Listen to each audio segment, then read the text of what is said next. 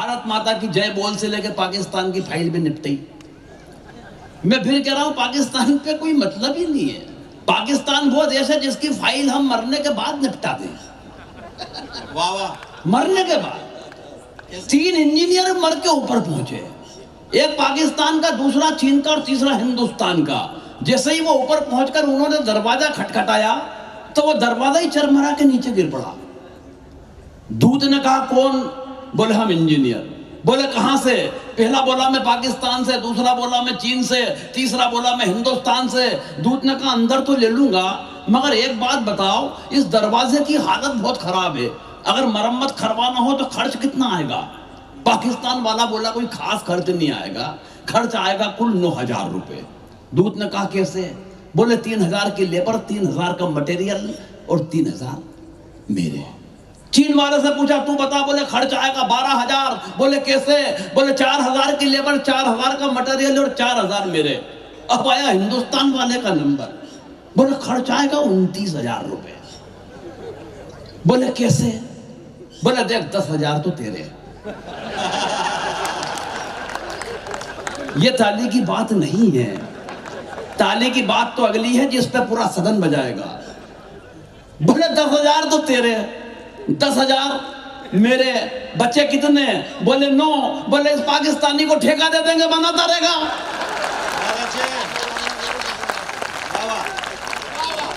तो हम तो बड़े निपटाने वाले लोग हैं सर। भारत माता की जय बोल एक संस्कारित कविता है।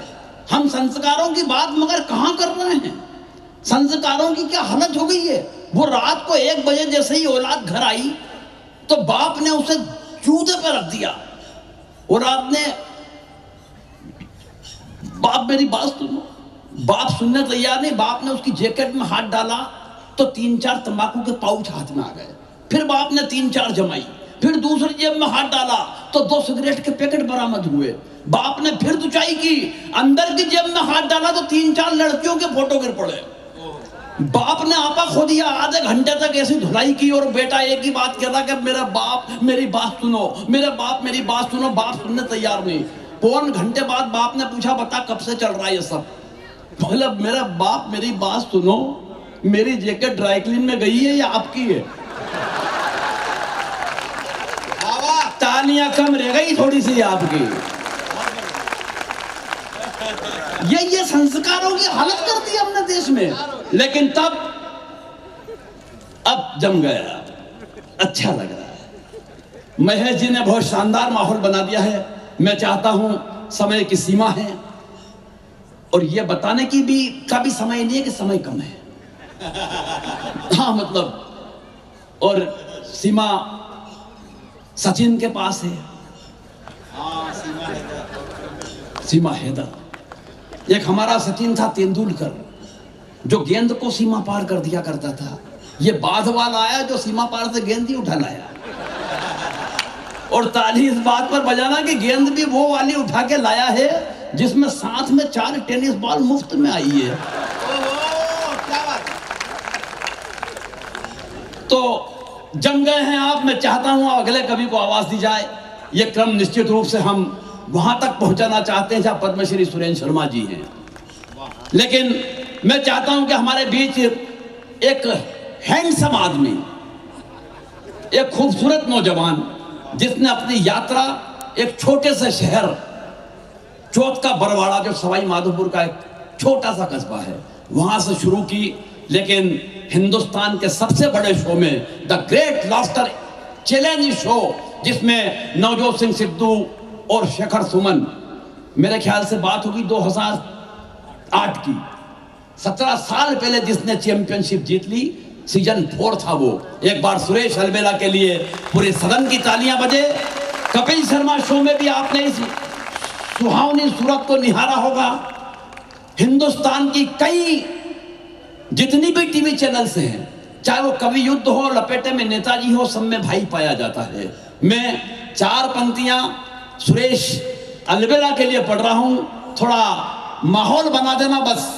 अकलमंदी हमारे नाम के आगे नहीं जुड़ती, मगर भोले नहीं उतने कि जितने आम दिखते हैं, और भले ही चेक पर दस्तखत करना नहीं आता, बड़ी कारीगरी से हम दिलों पे नाम लिखते हैं।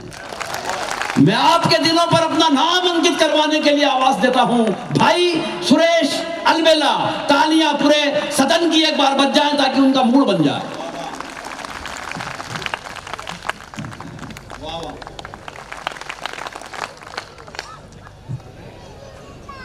ये जो हलचल हो रही है, अगर बैठ जाएंगे तो अच्छा है। भारत विश्वगुरु होने नहीं देंगे ये लोग, ये दिक्कत है इनकी। नहीं, सच बता रहा हूं। बहुत शानदार पंक्तियां योगेंद्र शर्मा जी ने पढ़ी, भारत विश्वगुरु हो सकता है। दिक्कत ये नहीं है, दिक्कत कहां आ रही मैं बताता हूं। भारत विश्वगुरु वो नहीं होने दे रहे हैं जो हमारे देश में हमारा खाने के बाद, भाई प्लीज पानी वाले भैया थोड़ी देर के लिए बस, मैं 10 मिनट हूं और उसमें मेरा काम करना। देखो ये बड़े कवि हैं, ये 1 घंटे वाले हैं, मैं 10 मिनट वाला हूं।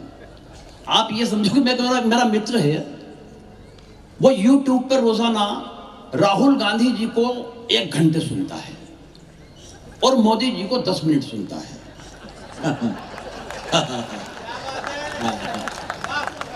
तो मैंने उससे पूछा, मैंने कहा यार राहुल जी तेरे बड़े फेवरेट हैं क्या?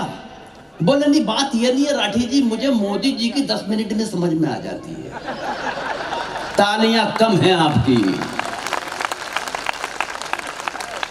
तो बस वो 10 मिनट है मेरे पास जिसमें मुझे काम करना है। मैं कह रहा था सर, भारत को सिरमौर होना है और रहेगा, लेकिन जब भारत में एक आवाज आती है कि भारत तेरे टुकड़े होंगे इंशाअल्लाह, सुनी होगी आपने, जेएनयू से एक आवाज आई।